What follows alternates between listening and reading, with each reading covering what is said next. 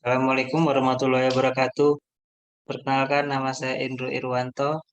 Di sini saya akan menjelaskan tentang cara menginstal aplikasi Kigis dengan baik.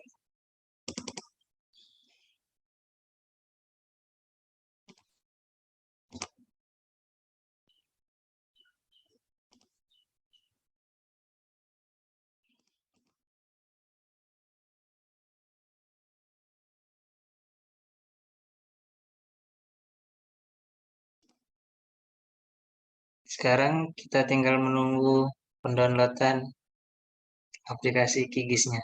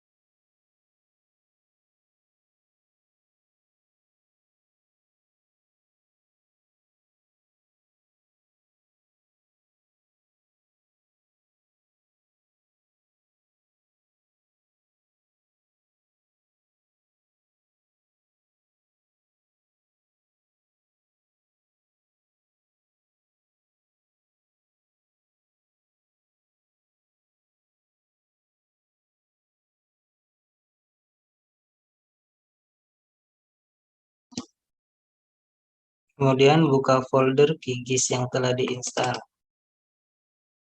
Kemudian pilih yang nomor 4.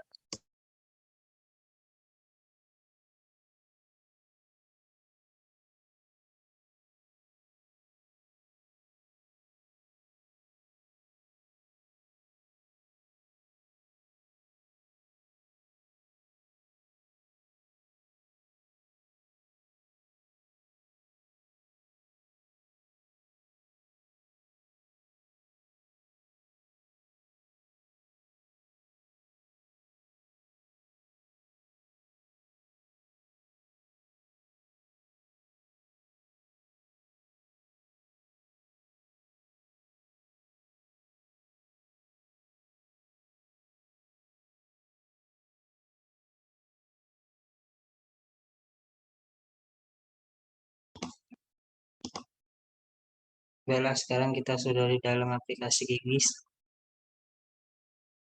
Di bagian atas terdapat menu. Menu merupakan sekumpulan perintah berbasis teks atau kata yang melakukan tugas-tugas tertentu pada Kigis, yaitu terdapat file, edit, view, layer, setting, plugins, vektor, raster, database, web, dan help. Di bawah menu terdapat sekumpulan toolbar. Toolbar sekumpulan perintah berbasis ikon atau tombol untuk melakukan tugas-tugas tertentu. Map, navigation, file, manager layer, untuk menghasilkan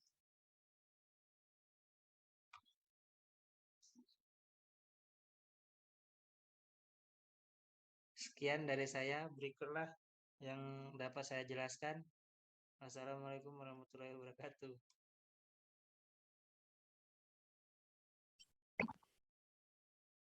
Assalamualaikum warahmatullahi wabarakatuh.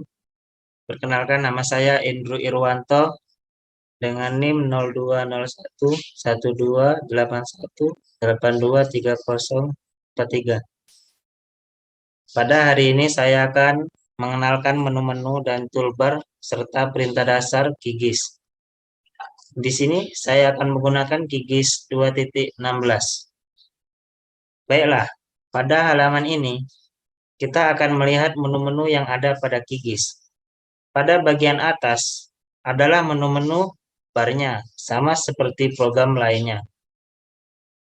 Di sini akan tersimpan informasi atau menu utama dari setiap software tersebut. Misalkan, di sini ada menu project. Kita bisa membuat halaman baru, membuka project yang sudah tersimpan. Kemudian kita bisa mengatur projectnya. Di sini ada tab General, CRS, adalah koordinatnya, dan sebagainya. Pada menu edit, di sini gunanya seperti undo, redo, cut, dan beberapa tool-tool yang lainnya. Selanjutnya kita akan menuju ke menu view. Di sini terdapat tool seperti zoom in, zoom out, pan map, dan lain-lainnya. Selanjutnya pada menu layer, kita bisa membuat layar baru atau file yang baru.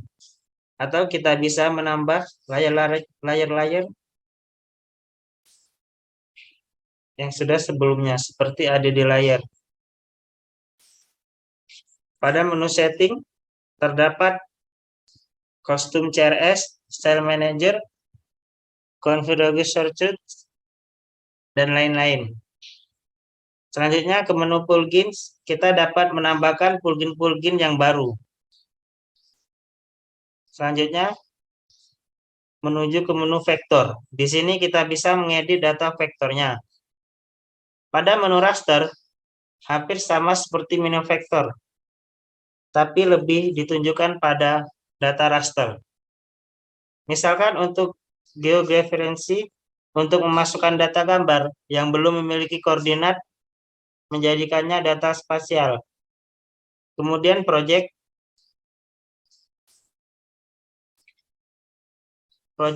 views, kita bisa mengatur atau mengubah proyeksi atau sistem koordinat dari data yang kita miliki.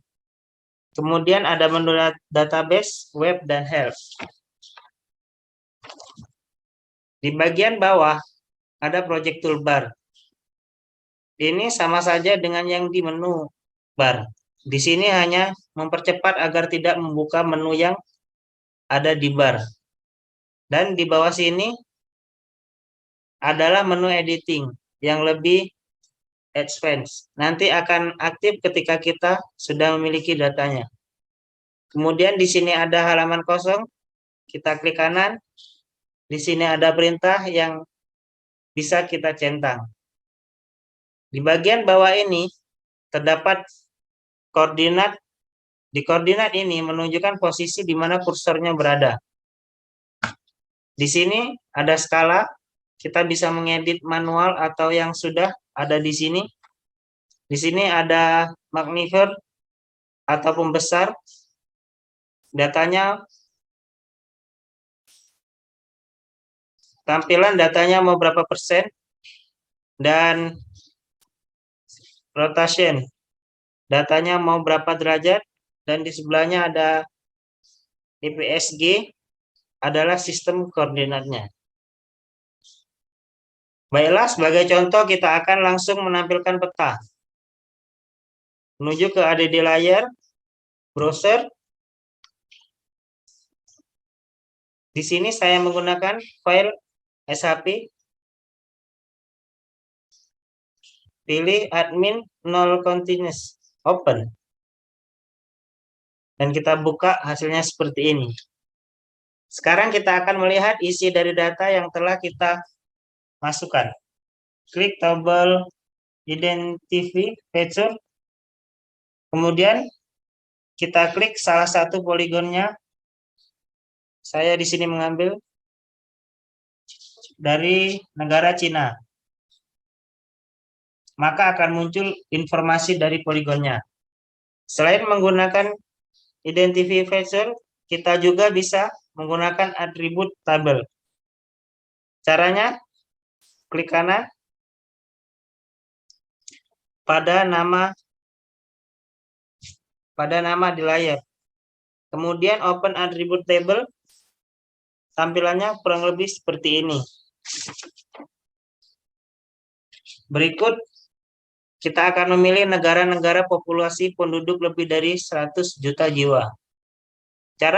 Caranya adalah kita pilih select feature using an expression. Kemudian pada feed and values kita pilih population estimate. Di sini kita akan mencarinya.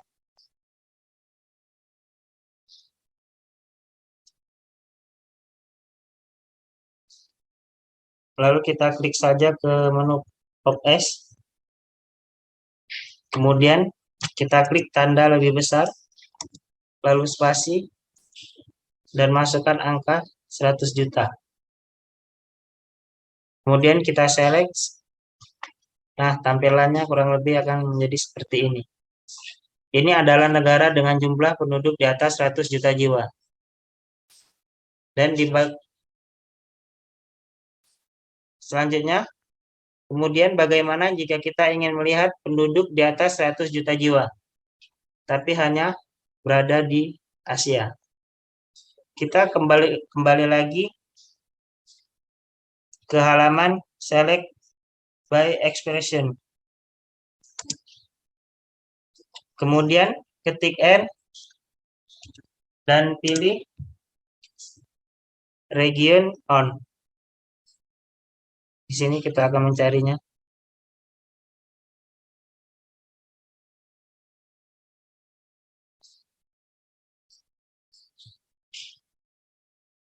Kita klik simbol sama dengan dan klik all unique. Kemudian kita pilih negaranya Asia dan klik select. Tampilannya kurang lebih akan menjadi seperti ini. Ini adalah negara yang ada di Asia dengan penduduk di atas 100 juta jiwa. Mungkin ini saja yang dapat saya sampaikan. Kurang lebih saya mohon maaf. Pada Allah saya mohon ampun. Wassalamualaikum warahmatullahi wabarakatuh. Assalamualaikum warahmatullahi wabarakatuh. Kenalkan, nama saya Indro Irwanto dengan NIM 05021281823043. Pada hari ini saya akan memasukkan data dengan labeling dan styling. Pada halaman ini kita akan memasukkan data menggunakan menu layer, add layer, add vector layer. Klik browser. Di sini saya akan menggunakan file SHP. Pilih admin 0 maps unit, open. Sekarang karena datanya sudah tampil seperti ini, kita akan melanjutkan, yaitu memilih poligon-poligon sama seperti video sebelumnya. Tapi kita menggunakan query builder. Jika kemarin kita membuka open attributable, sedangkan pada video ini kita menggunakan cara yang berbeda. Caranya, klik kanan pada nama layar, pilih properties, pilih bagian general, pilih query builder, kita pilih population estimation atau POPS. Kemudian kita klik tanda lebih besar, memasukkan angka 100 juta jiwa. Kita tes, maka akan muncul jumlah negara yang penduduknya di atas 100 juta jiwa, yaitu 13 negara. Klik OK, maka hasilnya akan seperti ini. Negara-negara yang tidak terpilih tidak akan dimunculkan di halaman ini. Bagaimana jika saya ingin tetap memunculkan negara-negara yang tidak terpilih? Caranya klik kanan pada nama di layar, pilih duplikat, kemudian klik kanan, nama yang telah di-copy, klik properties, query builder, hapus data di bagian POPS. Kemudian klik OK. Kemudian centang nama yang di-copy atau aktifkan. Dan bagaimana saya ingin mengubah warna pada negara yang populasinya di atas 100 juta jiwa. Caranya klik kanan pada nama di layar, klik properties, pilih bagian style, pilih warna yang diinginkan. Saya memilih warna kuning.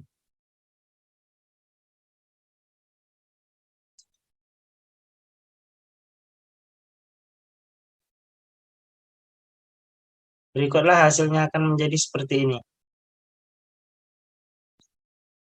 Bagaimana jika hanya menggunakan satu layar tanpa duplikat dan tetap ada pilihan warna seperti ini?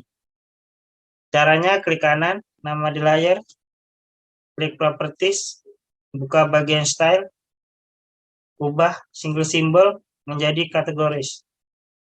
Di bagian kolom, pilih admin, kemudian klik klasif.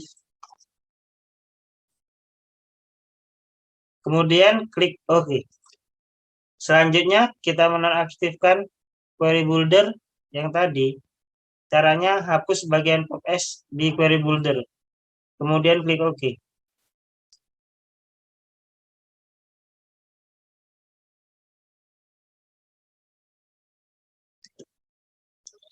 Hasilnya kurang lebih akan menjadi seperti ini.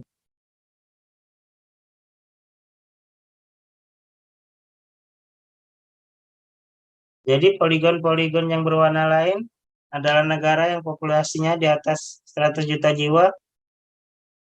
Kita juga bisa mengubah warna poligonnya. Caranya, double klik warna di layar, kemudian pilih warna yang diinginkan. Di sini saya akan memilih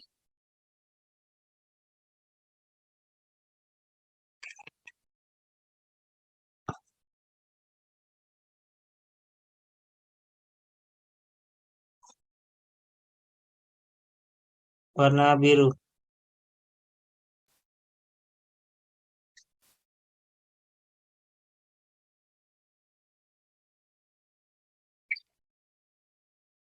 Maka hasilnya akan seperti ini.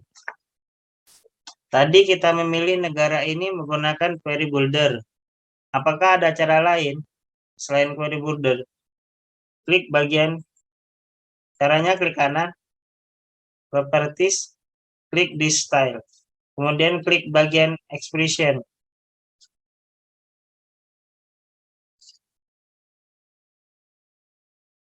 Ganti admin menjadi population atau admission. Masukkan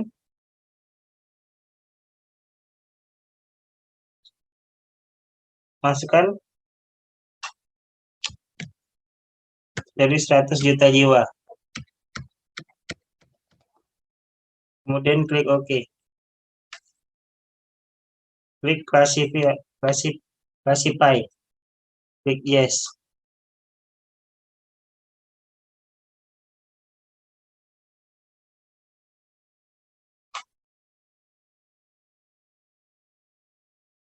Pada gambar ini ada berwarna biru, yaitu dengan jumlah penduduk di atas 100 juta jiwa, dan yang berwarna hijau di bawah 100 juta jiwa.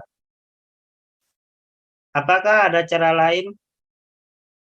Caranya klik kanan pada nama di layar, properties, ubah kategoris menjadi graduated.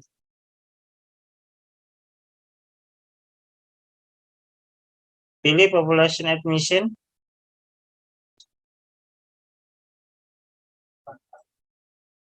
Klik classify. Kita apply hasilnya dan akan menjadi seperti ini.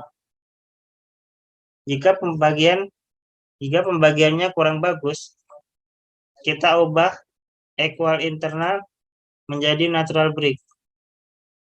Klik classify, kemudian klik apply, hasilnya akan menjadi seperti ini. Maka jumlah penduduk akan disesuaikan dengan gradasi warna. Berikut adalah data-data jumlah penduduk sesuai gradasi. Selanjutnya kita akan mengganti lagi pewarnaannya. Caranya ubah graduated menjadi interfit polygon. Kemudian satunya ubah menjadi single symbol. Kemudian pilih warna. Di sini saya akan memilih warna hijau. Apply dan OK. Maka yang terjadi adalah kebalikannya. Jika tadi yang berwarna adalah daratannya, maka sekarang yang berwarna lautannya. Artinya terbalik. Sekarang kita akan mengubah daratan penuh warna. Caranya klik kanan pada layar, ubah interfit polygon menjadi kategoris. Kemudian isi admin pada kolom, klik classify, klik apply, kemudian OK. Hasilnya akan seperti ini. Semua negara akan mempunyai warnanya masing-masing. Kemudian bagaimana saya ingin mengganti warnanya? Saya akan mengasih contoh negara Indonesia.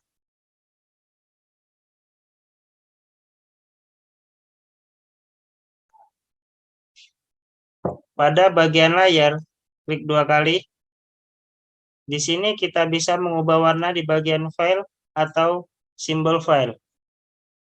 Ubah warna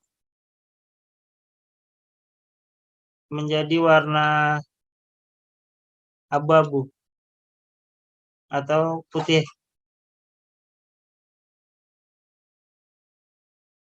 Kemudian kita bisa mengubahnya menjadi diagonal. Di bagian outline, kita bisa mengubah warna pinggirannya. Misalkan kita pilih warna merah. Kemudian klik OK. Maka hasilnya akan seperti ini.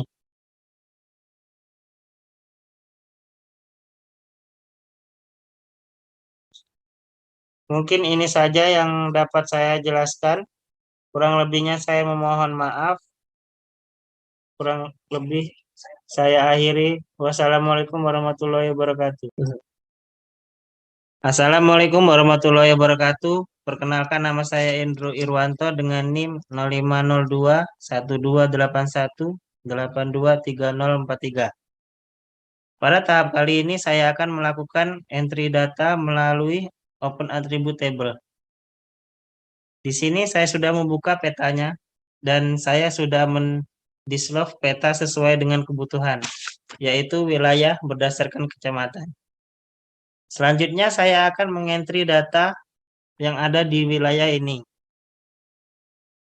Di sini ada menu Open Attribute Table. Langsung saja kita klik. Kemudian di sini berisi data-data yang tersedia yang bersumber dari SHP. Ada beberapa data yang tidak dibutuhkan, jadi bisa saya hapus, seperti desa, KW, batas, dan seterusnya. Kemudian saya akan menambah kolom atau variabel baru di data yang dipunya. Untuk bisa mengedit tabel ini, saya harus mengaktifkan toggle editing mode yang bergambar pensil.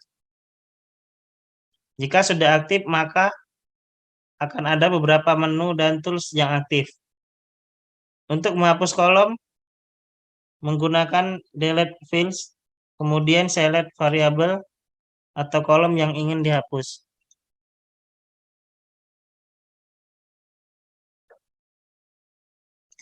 Misalnya saya punya data seperti ini. Ada data kecamatan,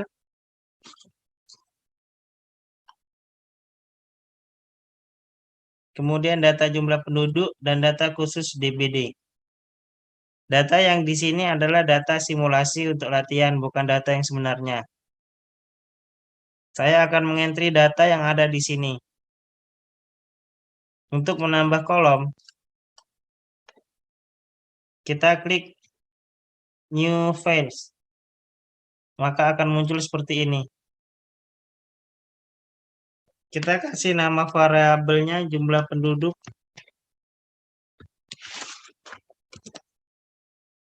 Nama variabel tidak boleh ada spasi.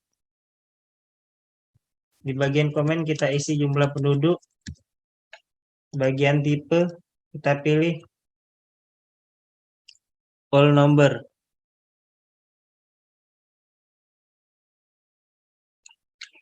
Flag adalah beberapa digit angka maksimal yang digunakan. Misalnya di sini 6 digit, maka kita isi dengan 6 angka.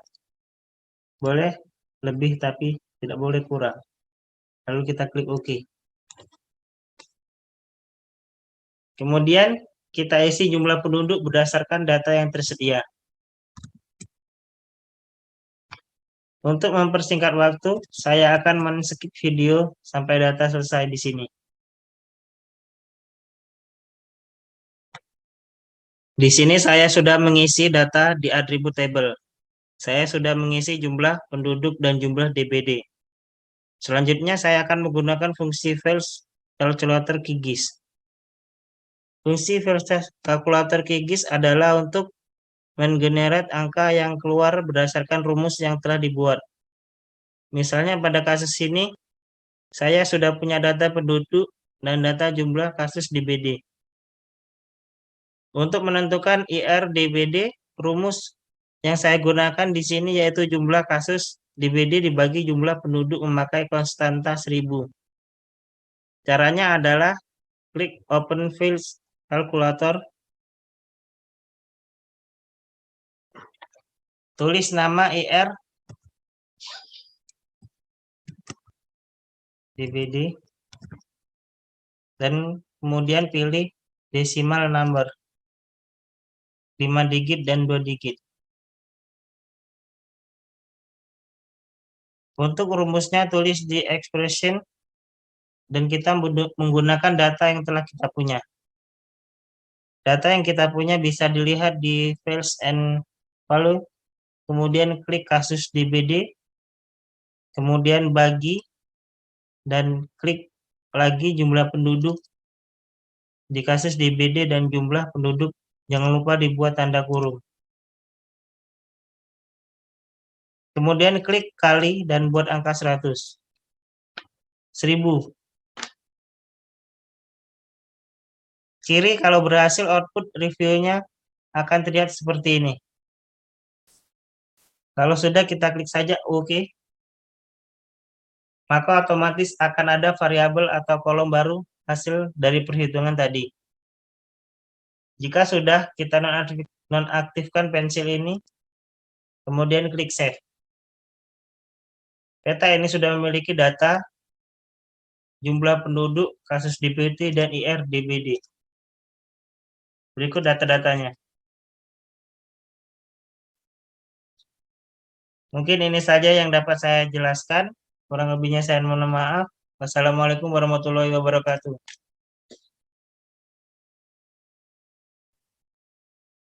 Assalamualaikum warahmatullahi wabarakatuh. Perkenalkan, nama saya Indro Irwanto dengan NIM 05 02128181823043. Pada tahap kali ini saya akan melakukan visualisasi data dalam bentuk peta. Di sini saya akan melakukan dua visualisasi. Yang pertama adalah visualisasi peta kecamatan dan yang kedua adalah visualisasi insiden rate DBD. Baiklah, di sini saya akan melakukan visualisasi pertama dahulu, yaitu visualisasi peta wilayah kerja atau peta administrasi kecamatan. Jadi, setiap bagian di peta ini mewakili setiap kecamatan. Sebelum saya ubah dulu namanya, klik kanan pada dislove, kemudian pilih renama layer. Kemudian saya ubah menjadi Makassar Kecamatan. Karena saya tidak butuh lagi peta Makassar Kelurahan, maka saya akan menghapus layer pada peta Kelurahan. Sekarang kita hanya menggunakan peta Makassar Kecamatan.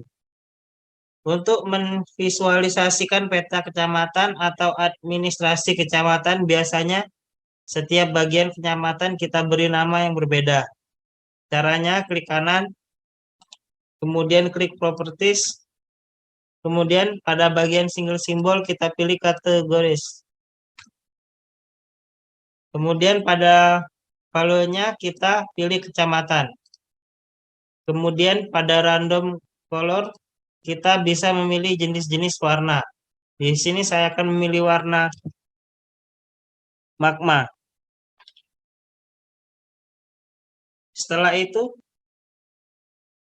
klik classify, kemudian akan muncul warna berdasarkan random colornya. Di sini ada satu yang tidak ada atributnya. Klik hapus saja, setelah itu klik OK.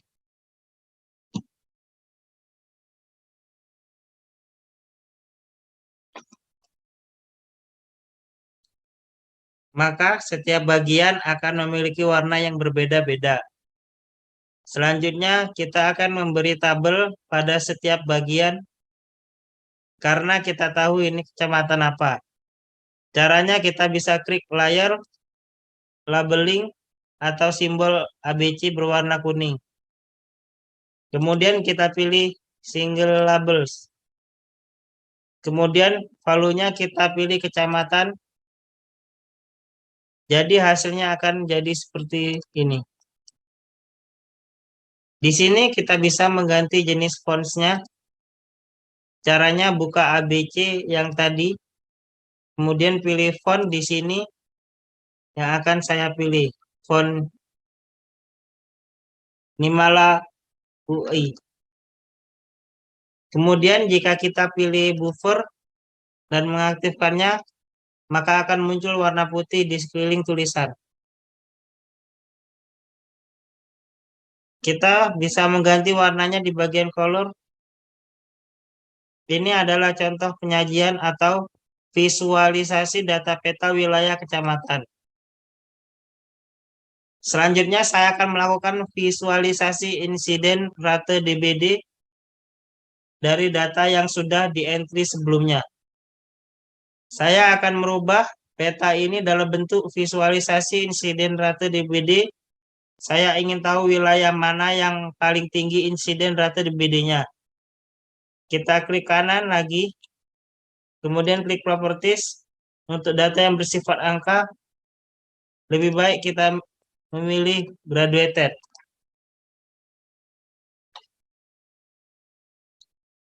Kemudian value-nya kita pilih IRDBD.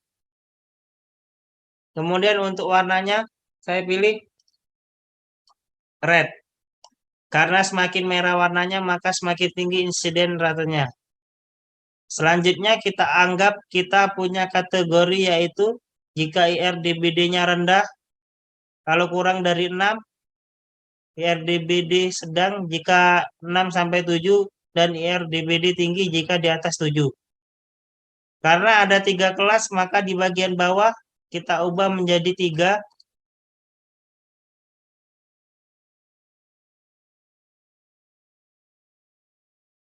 Di sini lower value-nya 5,3 karena angka paling rendahnya 5,3. Uppernya kita batas 5,9. Legennya kita ubah menjadi IR rendah. Selanjutnya kita ubah lowernya menjadi 5,9 dan uppernya 7,0. Legennya kita ubah menjadi IR sedang. Terakhir, kita edit legennya saja. Kita ubah menjadi IR tinggi. Kalau sudah kita apply, kemudian oke. Dari sini sudah tervisualisasi datanya bahwa beberapa kecamatan yang IR-nya tinggi adalah Mangala, Panakukang, Ujung Pandan, Wajo, Ujung Tanah. Kemudian yang rendah adalah Rapocini, Mamajang, Mariso. Mungkin ini saja yang dapat saya jelaskan. Saya akhiri. Wassalamualaikum warahmatullahi wabarakatuh.